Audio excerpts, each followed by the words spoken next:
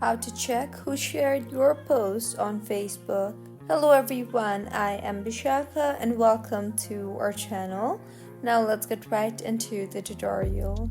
Firstly, go ahead and open the Facebook application on your device, and further, make sure that you are signed in. And now, tap on the menu option from the bottom right of your screen, and further, tap on the settings and privacy option, and then tap on the settings option. Now go ahead and under the preferences tab, tap on the notifications option, and further navigate to the more activity about you option, and make sure the allow notifications on Facebook toggle button is toggled on, and also adjust the where you receive notifications settings.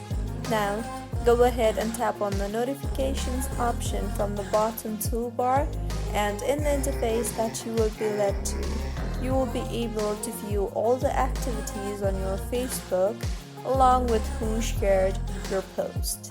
So this is how you can check who shared your post on Facebook. If you find this tutorial helpful, please like the video and do comment if you have any queries.